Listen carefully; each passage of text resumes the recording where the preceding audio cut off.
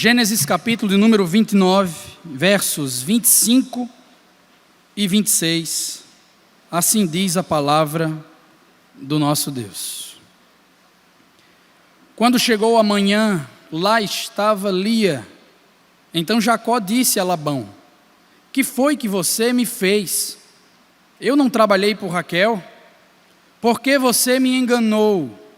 Labão respondeu: aqui não é costume entregar em casamento a filha mais nova antes da mais velha. Oremos ao Senhor. Deus, nós louvamos o Teu nome, Pai. Te agradecemos pelo privilégio que temos em ouvir a Tua voz. Te pedimos, ó Deus, neste instante que o Senhor continue a derramar da Sua graça, a fim de que possamos ser instruídos de acordo com as Escrituras. Ensina-nos a Tua vontade. Aponta-nos para a única esperança que há neste mundo. Nos dá espelhos, ó Deus, para que nos enxerguemos adequadamente e que ao fim de tudo isso nós possamos Te glorificar, edificados ou alcançados pela primeira vez pelo Evangelho da Graça. Faz isso para que o Teu nome seja glorificado, Senhor. Te oramos em nome do Senhor Jesus Cristo. Amém. Meus amados irmãos, Gênesis capítulo de número 29. Estamos permeando aqui a história do patriarca Jacó. E se você está atento às últimas mensagens, certamente percebeu que os dias dele nunca foram mais conturbados do que nesse instante. Tudo começou, meus irmãos, até mesmo dentro do ventre da sua mãe, Rebeca, quando ele começou a se desentender com o seu irmão gêmeo, Esaú. E crescendo, eles continuaram a ter severos conflitos. Talvez o mais agudo entre eles se deu quando Jacó enganou ao seu pai, Isaque, em relação ao desejo deste em abençoar o seu filho primogênito. Ao que Esaú ficou inconformado com aquilo, passando a odiar o seu irmão, inclusive tramando assassiná-lo tão logo fosse possível, apenas esperando que o seu pai viesse a óbito. Graças a Deus, nós fomos informados que Rebeca, a mãe dos dois, teve acesso a essa informação. Rapidamente, então, organizou uma fuga, despachou o seu filho e o deu uma missão, que é uma missão divina, característica aqui do nosso texto. Ele deveria ir em direção a Harã, ou Pada-Harã, no lugar onde ele devia se casar com uma das filhas do seu irmão Labão. Embora fosse Rebeca que tivesse esse desejo, confirmado pelo seu marido Isaque, nós podemos asseverar com segurança, Deus também estava envolvido nisso, irmãos. Capítulo 28, verso 15, nos demonstra a presença do Senhor, a providência dele no direcionamento dessa missão do seu servo. Jacó teria a missão de achar uma esposa, e Deus estava com ele. Nós vimos na semana passada as promessas pactuais feitas a Abraão, compartilhadas com Jacó. Nós vimos que o Senhor então teve um encontro transformador com Jacó, e este passou a se comprometer com a sua causa. Mas calma aí, tenhamos paciência, irmãos. Jacó ainda está em fase de crescimento espiritual. Ele ainda está sendo transformado, está aprendendo de acordo com o Senhor. Na jornada para encontrar a sua mulher, por exemplo, ele não ora como seu pai Isaque. Ele tampouco fica atento a sinais que de repente o ajudem na seleção da moça. Ainda assim, como falei a vocês, e vou enfatizar isso com frequência no nosso tempo, Jacó estava com Deus. Deus estava guiando o seu servo nessa missão. Usando como base esse texto, portanto, meus irmãos, eu gostaria de comunicar a vocês a seguinte mensagem: os crentes devem desejar que os seus casamentos agradem a Deus. Vou repetir: os crentes devem desejar que os seus casamentos agradem a Deus. E eu pergunto ao texto, quais são as marcas, então, de um casamento que agrada ao Senhor? São 3 respostas, elas estão contidas aí no boletim eletrônico dos irmãos. A primeira sendo, entre os versos 11 a 14, parte A, o casamento que agrada a Deus segue as suas orientações. Vamos ao texto? Deixe a sua Bíblia aberta. Observe a princípio que nós lemos que então Jacó levantou seus pés, seguiu viagem e chegou à Mesopotâmia, a porção de terra ao oriente, banhada pelos famosos rios Tigre e Eufrates. Era por lá mais ou menos que estava situada Harã, ou Pada-Harã, onde os familiares de Jacó ali residiam. Jacó se aproximou então do seu objetivo, e certo dia, olhando ao redor, viu um poço no campo, e 3 rebanhos de ovelhas deitadas por perto, pois os rebanhos bebiam daquele poço que era tapado por uma grande pedra. A primeira parte da providência de Deus temos aqui. O poço é uma figura, irmãos, é um retrato do cuidado, da providência de Deus com a sua criação. Era através desse poço que as crias eram hidratadas, mas a utilização deste objeto era regulado. Não era feito de qualquer forma, de qualquer maneira, em qualquer momento. Não. Nós lemos que esse poço era tapado por uma grande pedra, pesando centenas de quilos, protegendo aquele lugar de um mau uso ou até mesmo de um acidente que poderia ocorrer. Era uma pedra pesada, colocada para a proteção das pessoas. Por isso, quando todos os rebanhos se reuniam ali, os pastores, plural, todos eles juntos, rolavam a pedra da boca do poço e davam água às ovelhas. Depois recolocavam, plural, todos eles juntos, a pedra em seu lugar sobre o poço, visto que essa não era certamente uma tarefa idealmente viável para apenas uma pessoa. Era necessário um comboio de gente para que pudesse ser removida aquela pedra com segurança. Bem, ali estava Jacó, viu toda essa situação e de repente se aproximou daqueles pastores, dos 3 rebanhos, perguntando de maneira imediata a cada um deles: meus amigos, saudações, de onde vocês são? Somos de Harã, responderam. Vocês conhecem Labão, neto de Naor? Perguntou-lhes Jacó. E eles responderam: sim, nós conhecemos. Ele vai bem? Perguntou Jacó. Sim, vai bem, disseram eles. E ali vem a sua filha Raquel com as ovelhas. Esses pastores me lembram muito a mim mesmo, irmãos, quando acordo, depois de uma noite mal dormida, sem querer fazer contato visual, com palavra monossilábica trocada um pelo outro, e de repente se contentando quando um outro objeto de interesse surge. No caso do texto, Raquel. Opa! Veja lá quem está vindo. Perturbe a ela e não a nós. Bem-vindo à Mesopotâmia. E aí Jacó passou a ver essa mulher, a avistar de longe Raquel e percebeu, pela descrição da mesma, filha de Labão, que ela se encaixava exatamente nas estipulações do Senhor, conforme foi instruído pelos seus pais. É dessa família. Capítulo 28, verso 2: case-se com uma das filhas de Labão. Ele avistou a moça que estava se avizinhando, percebendo o encaixe, o seu coração passou a acelerar. Ainda à distância, vendo uma probabilidade de encontro, ele passou a ficar agoniado, até meio atrapalhado, querendo criar um ambiente para esse encontro, ao passo que tentou rapidamente se livrar dos pastores que estavam ali. Ele queria ficar a sós com a moça. Por isso os disse: olhem, o sol vai alto, ainda vai alto, e não é hora de recolher os rebanhos. Deem de beber as ovelhas e levem-nas de volta ao pasto. Porém aqueles homens não ouviram, preferindo ficar, como dizem, de vela. Não podemos, enquanto os rebanhos não se agruparem, a pedra não for removida da boca do poço. Só então daremos de beber às ovelhas.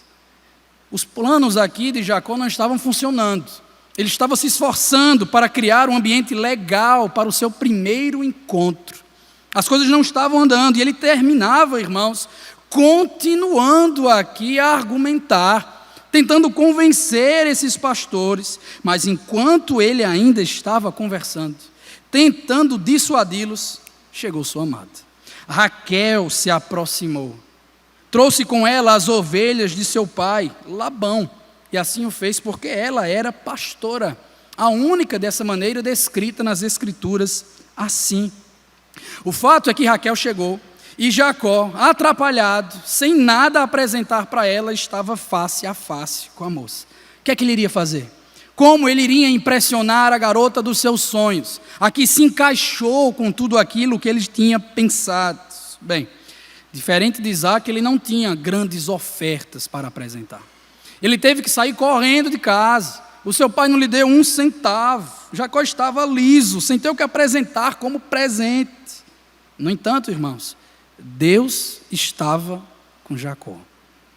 As coisas iriam se resolver de uma maneira ou de outra.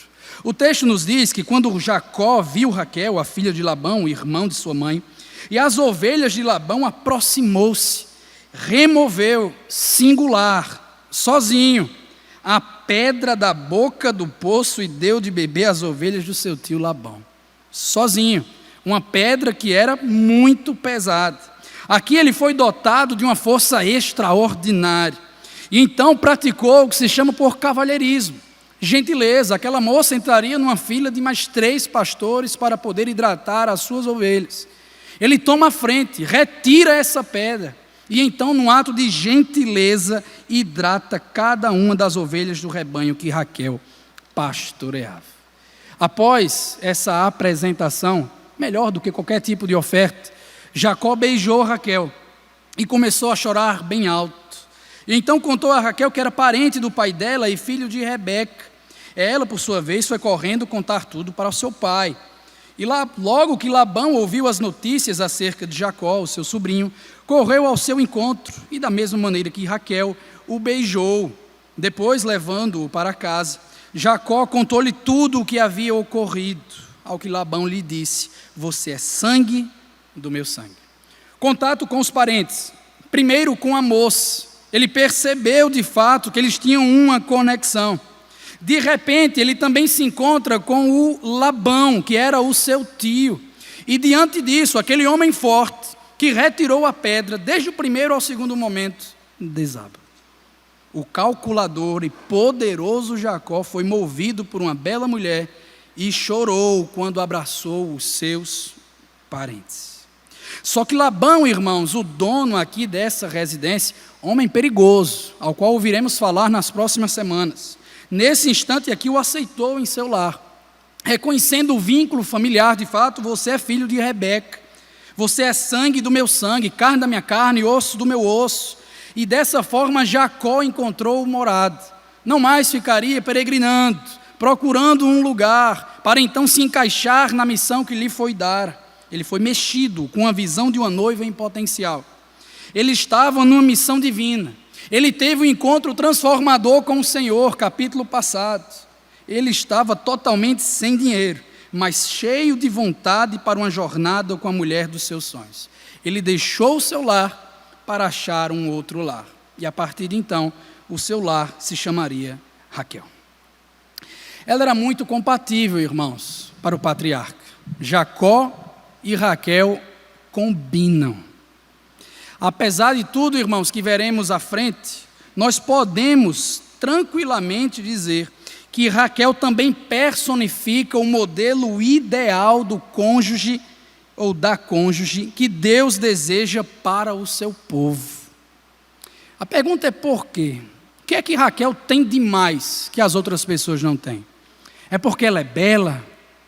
É porque Raquel ela é inteligente? É porque ela foi hospitaleira recebendo o seu parente? É porque Raquel é boazinha? Não, é porque Raquel é crente, meus irmãos.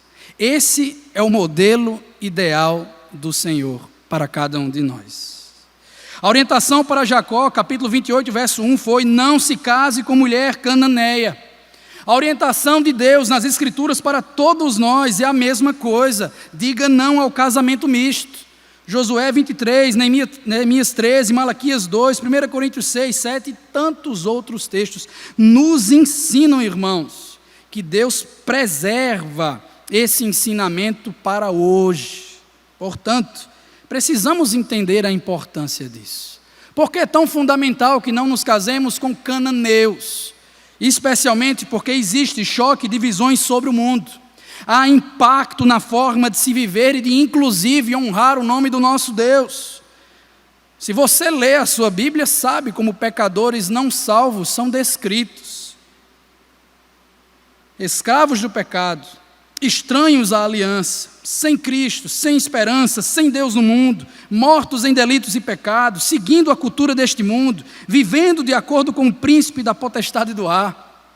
Além disso, são chamados também de filhos da ira, e o pior de todos, filhos do diabo. Veja bem o que é então ensinado na palavra, irmãos. O problema não é somente a pessoa. O problema não é apenas o pecador, que não é compatível de acordo com as Sagradas Escrituras, mas o sogro dessa pessoa, o próprio diabo.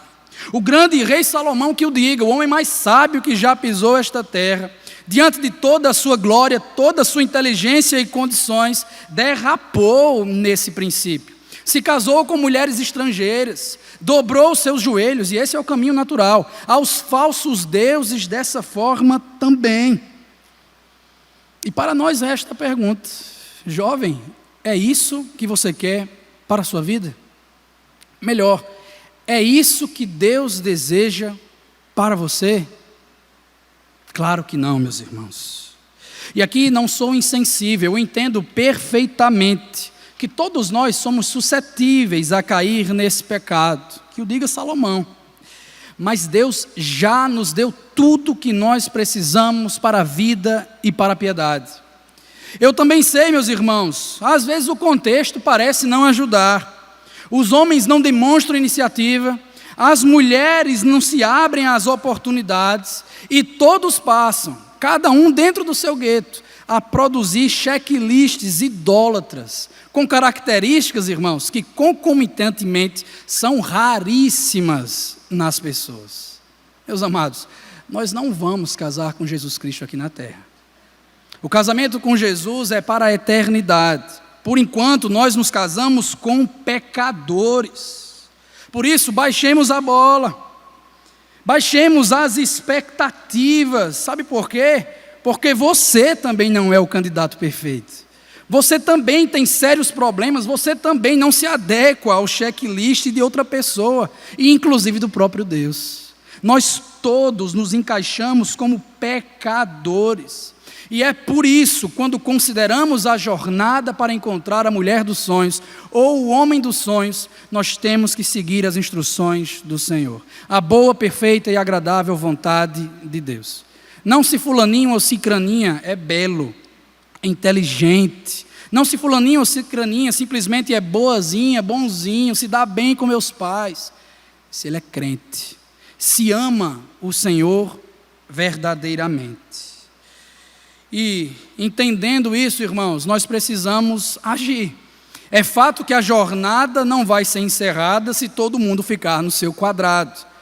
O propósito, irmãos, da paquera, do conhecimento, da intencionalidade também é importante, tanto para o homem quanto para a mulher. E se o contexto ainda assim não favorece, podemos passar a frequentar o poço que Jacó também foi frequentar. Eu digo isso a respeito de ambientes ou em situações específicas onde o esperado pode ocorrer, onde crente está reunido, onde pessoas bem intencionadas estarão presentes. Reuniões de pequeno grupo, reuniões de jovens, intercâmbio com outras igrejas, acampamentos, saídas específicas com pessoas mais experientes. Tudo isso nos serve de aprendizado para que nós, então, cumpramos a missão do matrimônio segundo a orientação do nosso Deus. Agora, se você, homem, tem encontrado dificuldade ao se aproximar de uma moça, talvez sem ter ideia como impressioná-la para ganhar a sua atenção, vai uma dica do texto. Não é dinheiro em primeiro lugar não, irmão. Cavalheirismo, gentileza.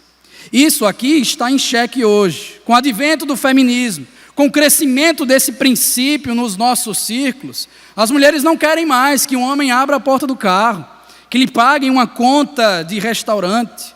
Os homens, do mesmo modo, entram dentro desse jogo, ficam como se fossem homens bananas, não se misturam, não se mexem e perdem o poder de galantear. Isso não é bom, meus irmãos. Trocar pneu para a glória de Deus também é paquera.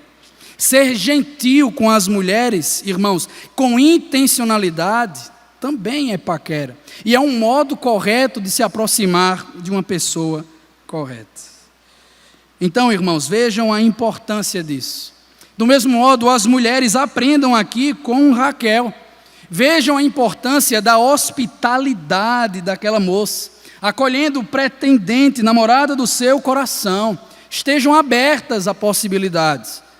Não joguem fora qualquer candidato, mas estudem, vejam de acordo com as Sagradas Escrituras aquilo que o Senhor nos ensina. E é óbvio, irmãos, com tudo isso que eu digo, o meu intuito não é promover aos homens e às mulheres que sejam apressados, que pulem etapas ou que aceitem qualquer pessoa, tá? Mas é ensinar o valor da consideração, da abertura, da intencionalidade, porque isso talvez seja necessário e seja exatamente o que nós precisamos ouvir. Segundo lugar, o casamento que agrada a Deus, acompanhe versos 14, parte B, até o 30. O casamento que agrada a Deus é aquele que é um instrumento de santificação.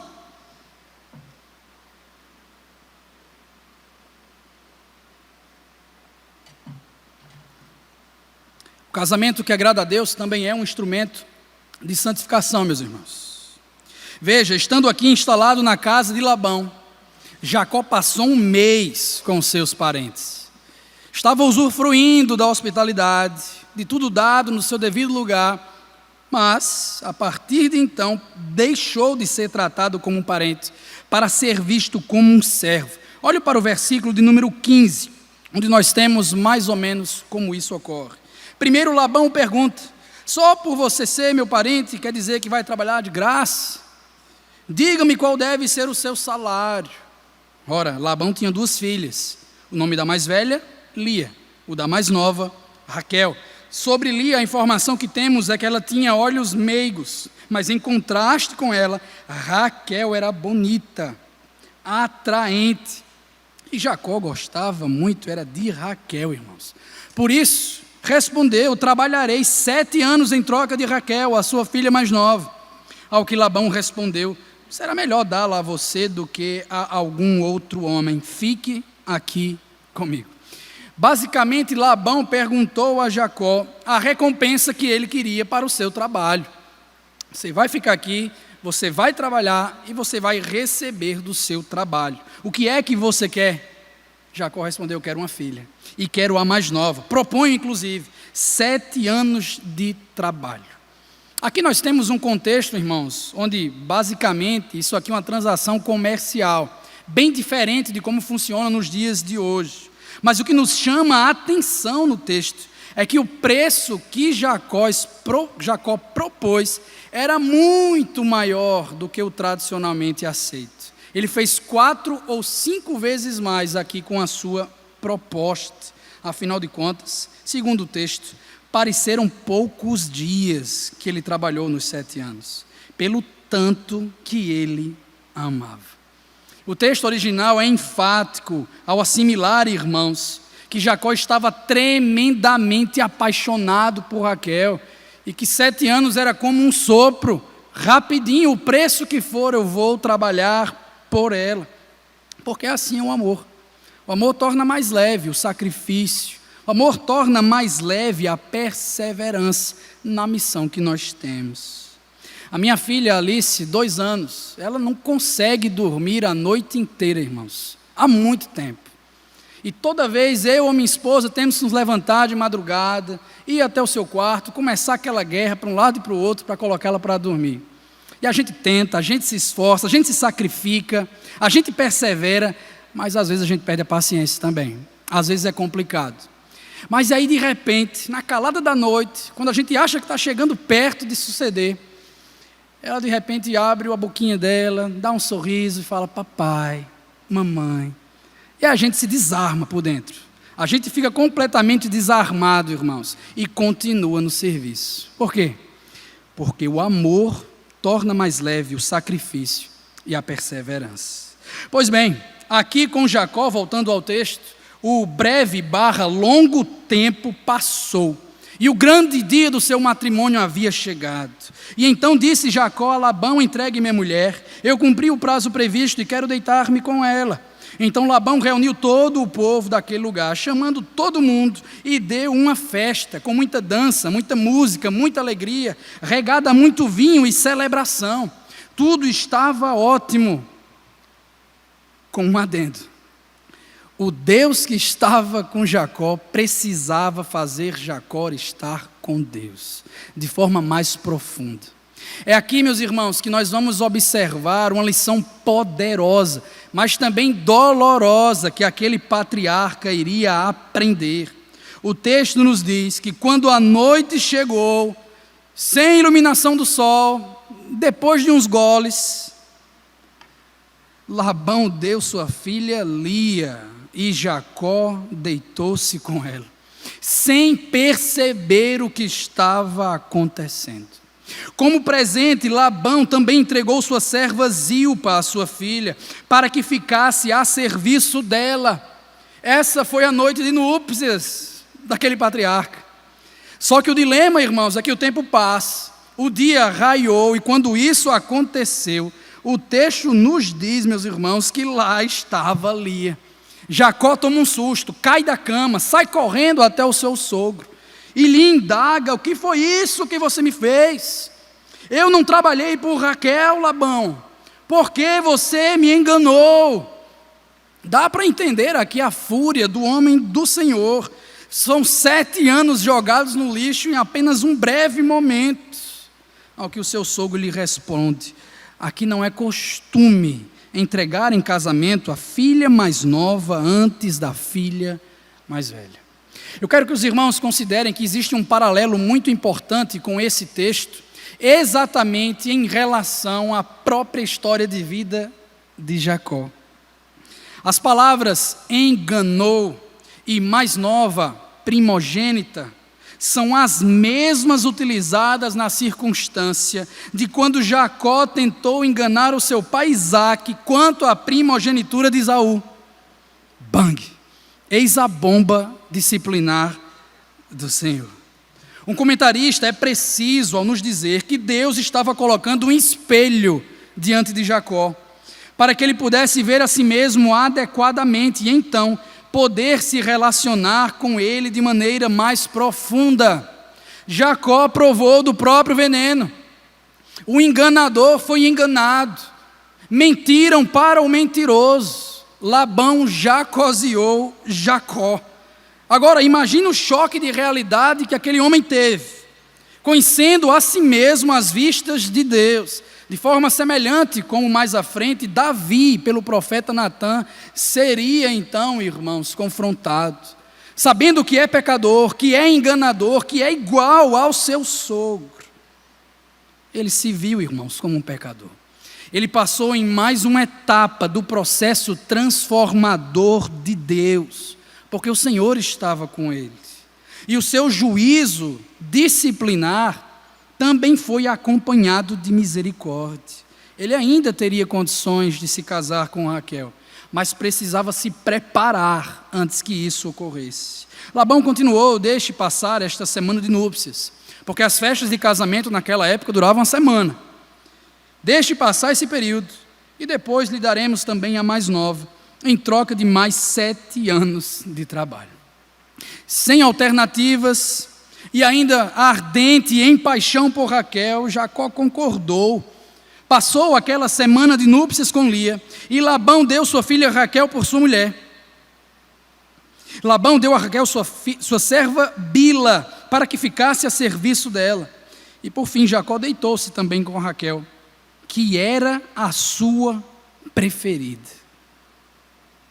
A missão foi completa. Não do jeito que ele imaginava, com muitos obstáculos no caminho, mas ele conseguiu se casar com Raquel, que era a sua preferida, bonita, inteligente, hospitaleira, boazinha. O fato é que 2 semanas antes Jacó estava solteiro, estava vagueando pelo deserto, mas agora se viu diante de uma situação bem complicada no seu, ou nos seus casamentos. E fica a pergunta, dentro do contexto: onde estava a escada dos seus sonhos que ligava Deus a ele? Onde estava Deus diante de tanto problema que Jacó passou? Cadê a porta dos céus do capítulo 28 aqui nos textos? Irmãos, é o que nós perguntamos por vezes. É a mesma indagação que nós fazemos. Onde está Deus diante do meu casamento fracassado? Será que o Senhor não viu os tropeços do meu marido? Será que o Senhor não se importa com os deslizes e as indiferenças da minha esposa? Conflitos, situações embaraçosas, pecados domésticos, preferências distintas, prioridades diferentes. Às vezes parece que o casamento não faz jus à reputação que tem de romance, não é mesmo, irmãos? Só que o que nós precisamos fazer nesse instante é não enxergar o casamento como um fim. O casamento é um meio para um fim, meus irmãos. A dificuldade ou as dificuldades dentro do matrimônio são instrumento de Deus para melhor nos relacionar com Ele. O casamento terreno com pecadores é um preparativo para o casamento celestial com Cristo perfeito. E é por isso que eu concordo com Ian Duguid, um comentarista, que pontua o seguinte: o propósito de Deus nos santificar por meio do juízo e do sofrimento pode ser algo incômodo, mas a santificação é coisa certa. Mesmo os diamantes mais duros, como Jacó, como você, como eu, precisam ser polidos, até que passem a brilhar como as estrelas.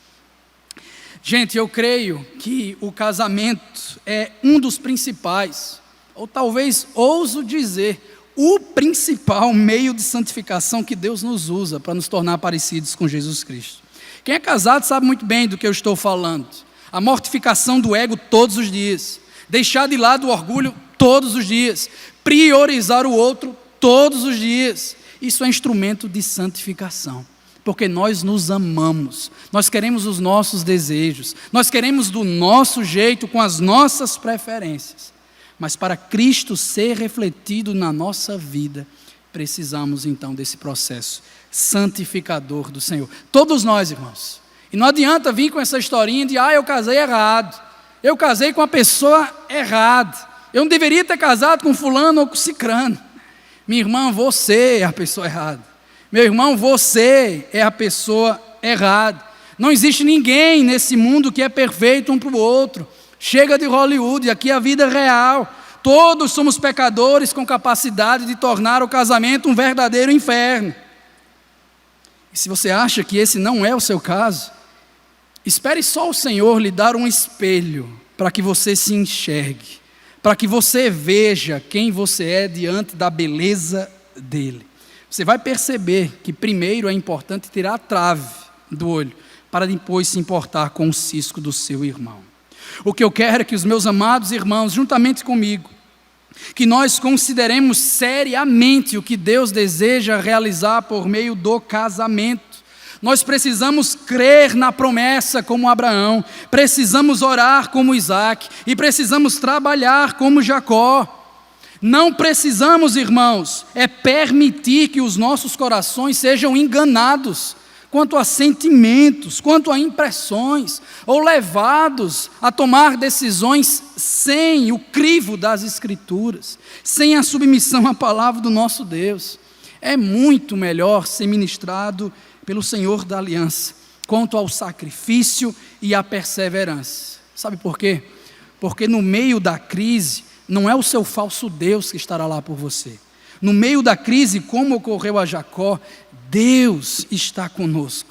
A escada que liga o céu à terra continua de pé. Deus nos enxerga, Deus cuida de nós e nos capacita a entender o casamento segundo a sua palavra.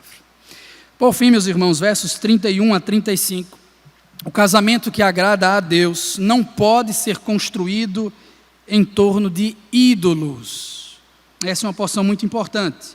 O casamento que agrada a Deus não pode ser construído em torno de ídolos. Nós já falamos muito sobre Jacó, e tá bom. Vamos agora observar a descrição das suas mulheres, juntamente com a sua prole. Primeiro, observemos a mais bela, requintada, amada, desejada, Raquel. Ela era a preferida de Jacó. Ela era a mulher dos seus sonhos. Era com ela que Jacó queria constituir família. Mas veja só, Raquel, irmãos, não podia dar filhos naturalmente para o seu marido, pois seguindo aqui a linha de Sara e Rebeca, ela era estéril. Na semana que vem ouviremos mais a esse respeito e como as coisas funcionaram dentro do matrimônio dos dois. Por ora, o enfoque desse texto está em Lia, a mulher que ninguém queria. Estava em Lia, aquela que não era atraente, aquela que não era amada por ninguém. Ela estava envelhecendo em dado momento da sua vida. O seu pai percebeu isso aí, ia ficar sem dinheiro, e então forçou um casamento com Jacó sem o seu consentimento. Tudo isso, irmãos, dentro da sua vida, a tornou desprezada, sofrendo todos os dias. Imagine você, com a guerra de atenção e de afeição dentro do seu próprio lar. Ela estava sofrendo. Bem, o Senhor viu que Lia era desprezada. Deus enxerga a dor. O Senhor vê o sofrimento. Assim como fez com Agar, Gênesis capítulo 16, a serva egípcia expulsa de casa por Sara. Deus aqui também ouviu o grito de socorro desta moça. E consequentemente, num ato de pura graça, Ele abriu primeiro o seu ventre, concedendo-lhe filhos. Graça de Deus para aquela moça desprezada. O problema é que aquela moça desprezada também desprezava o Senhor. Ela era uma idólatra da aceitação, do senso de ser amada. Ela trocara a glória do Deus Criador pela criatura, deixando de adorar o Senhor para adorar o seu próprio marido em seu lugar. Provas disso estão a seguir. Lia engravidou, deu à luz um filho e deu-lhe o nome de Ruben, pois dizia: o Senhor viu a minha infelicidade, e agora certamente o meu marido me amará. Lia engravidou de novo, e quando deu à luz outro filho, disse: porque o Senhor ouviu que sou desprezada, deu-me também este, pelo que o chamou Simeão. De novo engravidou, e quando deu à luz mais um filho, disse: agora finalmente meu marido se apegará a mim, porque eu já lhe dei 3 filhos. Por isso deu-lhe o nome de Levi. Os irmãos conseguem ver o ciclo vicioso e pecaminoso aqui, descrito no nosso texto. Parece que algumas pessoas não se cansam de ser rejeitadas e de rejeitarem também o próprio Deus. A exímia escritora Agatha Christie produziu um livro chamado Morte no Nilo, em 1937, o qual inclusive foi base para um filme que está nos cinemas atualmente. Nessa história, ela simplesmente descreve uma moça que estava noiva de um rapaz, encantada com a figura do casamento, e de repente foi trocada por sua melhor amiga. Ao que passou então, com raiva, com ódio no coração, e até com esperança de um dia ser aceita, perseguir os novos noivos. Para todos os lugares que eles iam, lá estava a moça. Em todos os encontros que eles marcavam, lá estava a moça. Inclusive na sua lua de mel, lá estava a moça. As suas motivações idólatras eram bem evidentes, irmãos.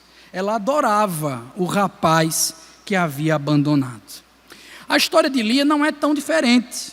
As suas motivações, por exemplo, são claras. Se eu tiver filhos, ou se eu for amada por Jacó, aí sim eu vou encontrar um sentido para a vida. Aí sim eu serei plenamente feliz. E encontrarei o meu propósito de existir. Gente, sendo direto, ela estava completamente perdida. Não falo de paixão, mas em pecados. Terrivelmente longe daquilo que o Senhor então espera. Mas o Deus da graça a continuou perseguindo. Ele não ia parar até o momento da sua rendição. Ao que chegou, leamos, irmãos, engravidou ainda outra vez. E quando deu à luz mais outro filho, disse: desta vez louvarei o Senhor. Assim deu-lhe o nome de Judá, então parou de ter filhos. Nenhuma menção aqui, irmãos, ao seu comportamento idólatra. Nenhuma palavra sobre o seu marido. Parece que existe algo de especial nesse garoto, o Judá. E aqui fazemos um outro movimento importante no texto. Deixamos de contemplar o que Deus fez em Lia, para observar o que Deus fez por Lia. A promessa feita lá em Gênesis capítulo 3, verso 15, o descendente que pisaria a cabeça da serpente, confirmada e expandida a Abraão, Gênesis capítulo 12, a terra e os muitos descendentes, a teologia da promessa, o plano da promessa de Deus para o seu povo, agora seguiria o seu plano, o seu curso a partir de Lia. Os seus últimos 2 filhos, irmãos, aqui do texto, Levi e Judá, seriam os ancestrais dos sacerdotes e de alguns reis de Israel. O sangue dela circularia nas veias de Moisés, de Arão, de Davi e, mais importante, do Senhor Jesus Cristo, o leão da tribo de Judá. Veja o que o texto nos ensina. A salvação veio ao mundo não através da bela Raquel, mas por meio da indesejada, da não amada Lia. Timothy Keller é preciso aqui quando assevera que o texto diz que quando o Senhor viu que Lia não era amada, Ele a amou. Deus estava dizendo: eu sou o verdadeiro noivo, eu sou o marido das que não têm marido, eu sou o pai dos órfãos. Esse é o Deus que salva pela graça. Meus irmãos, não nos enganemos, a história de Lia, ao mesmo tempo, também é e pode ser a nossa história. Você se identifica com o que está lendo aqui? Na primeira faceta, todos nós nos identificamos com a sua situação. Pecadores, como Lia, manipuladores, manipulados. Cada um aqui por natureza caída, é uma fábrica particular de ídolos. Aceitação, status, amor, dinheiro, satisfação, todos nós. Todos nós olhamos para os nossos falsos deuses e dizemos: repara em mim. Todos nós desprezamos, irmãos, o Senhor a partir disso. Não somos belos como Raquel. Não somos inteligentes como Raquel. Não somos bonzinhos como Raquel, irmãos. Nossa feiura é evidente diante da beleza do Senhor. Essa é a nossa história, igualzinho a Lia. Porém, irmãos, na outra faceta, nós vemos o Deus que nos persegue, que persegue o seu povo com compaixão e com graça infindáveis, a despeito de quem nós somos. Quando o Senhor nos converte, Ele nos aponta a si mesmo como a fonte suprema daquilo que tudo precisamos: aceitação, amor, satisfação. Nenhum falso Deus pode nos dar a alegria que o Senhor pode nos dar. Nenhum ídolo pode nos dar, irmãos, o senso de satisfação que o Senhor nos dá. Nenhum falso Deus pode nos dar deleite. Somente o Senhor. É por isso, quando nós vemos a nossa face diante do espelho de Deus, nós caímos, desabamos como Jacó, choramos e clamamos: de onde virá o meu socorro? Quem poderá me preencher? Nós sofremos pelo pecado, nós sofremos pelas consequências do pecado nesse mundo, mas temos um Deus que ouve o sofrimento, temos um Deus que se importa com a dor. Isso é tão claro, meus irmãos, que por tanto nos amar, esse Deus enviou o Filho unigênito ao mundo, o filho de Lia. Jesus de Nazaré se tornou o homem que ninguém quis. Jesus de Nazaré, nascido em uma manjedoura, como escrito e cantado, ele não tinha qualquer beleza ou majestade para nos atrair. Nada havia na sua aparência para o desejarmos. Ele veio para os seus, mas os seus o rejeitaram. Ao fim da agonia da cruz do Calvário, todos o abandonaram, inclusive o seu Pai, o punindo em nosso lugar, ao que ele teve que clamar: Deus meu, por que me desamparaste?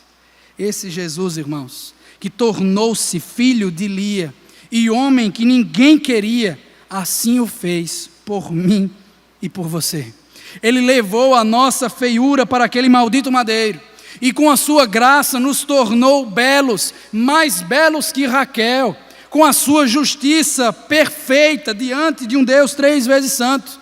Essa pode ser a nossa história.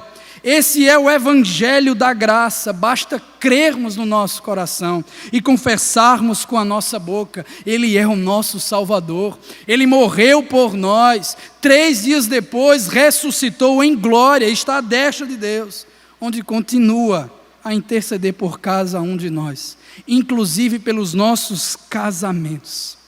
É por isso, irmãos, que mediante o perdão de Cristo, nós temos a atenção, nós temos o cuidado, nós temos o carinho do Senhor. Não vai ser um cônjuge que vai lhe dar isso, não vai ser um falso Deus que vai lhe compartilhar isso, irmãos. Lia deu vida a muitos filhos, mas somente Jesus deu verdadeira vida a Lia. Que essa seja a nossa história. Você se identifica com isso?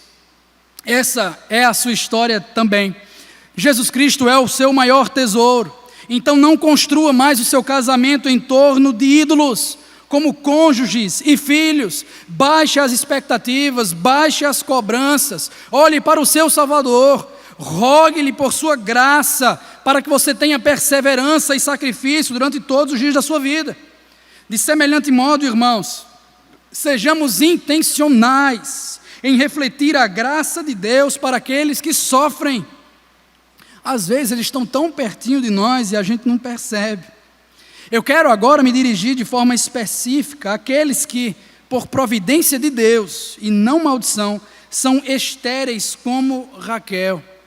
Minha irmã, não é por isso que a graça de Deus se afastou de você.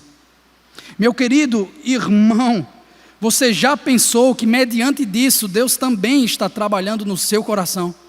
Também está mostrando a sua beleza, a sua graça, a sua providência. Você já pensou que diante da sua situação o Senhor também pode abrir portas para que você cuide de crianças órfãs? Eu não falo como se a adoção fosse um plano B, ou simplesmente uma atitude de caridade, irmãos. Não, mas é lógico, é óbvio, que o fato de nós sermos crentes, ilustrados com a adoção de filhos do Evangelho da Graça, bem como a situação específica da infertilidade, tudo isso é estímulo a mais para adotarmos. Você conhece a história do pastor David Platt, lá nos Estados Unidos? Diante de uma pregação simples como essa, de estímulo para a adoção, ilustrado pela adoção de filhos do Evangelho, todos os membros foram tomados de desejo por esvaziar todos os orfanatos da cidade. E assim o fizeram, irmãos, dando um grande testemunho para todos ao seu redor. Aqui eu acompanho o desejo e a luta de muitos irmãos, a minha própria, de adotar crianças. E vejo como isso é um processo muito burocrático no nosso país, como é difícil, como demora. Isso pode ficar até pior, se nós entrarmos no jogo da idolatria, entrarmos no jogo da burocracia e passarmos a adorar o conceito de ser pai e ser mãe. Ser pai e ser mãe é bom demais, irmãos, mas não é o nosso ídolo. Não pode ser a coisa mais importante da nossa vida. Cuidado com isso. E eu trago, irmãos, alguns dados básicos. Na adoção, nós traçamos um perfil super restrito, de cor de pele, de idade, de ausência de supostas doenças e deficiências. Na fertilização in vitro, se escolhem embriões com características específicas, como cor do cabelo, cor dos olhos e demais preferências genéticas, descartando, isto é, assassinando outros embriões, jogando ao lixo. Só eu que acho isso estranho? Meus irmãos, que recebamos o que o Senhor nos dá, que tenhamos gratidão pela providência do Senhor, e se Ele nos privou de ter filhos, sejamos intencionais em não apenas saciar o desejo da paternidade / maternidade, mas também em abençoar e ser um retrato do Evangelho, ao adotar bebês, crianças, adolescentes, e sem se importar com a cor de pele, a idade, o contexto prévio de vida ou até a presença de deficiências. Isso também é refletir o que Deus fez com Lia. Por fim, diante de tanta graça, talvez você ainda se pergunte: como é que Deus pode escolher alguém como eu, tão desprezível, que o despreze? Por que Deus escolhe gente dessa forma? Por que não pode ser mais fácil? Por que não foi um casamento simples de duas pessoas piedosas? Por que Jacó se veio no meio de toda essa situação? Para que todo esse arrudeio?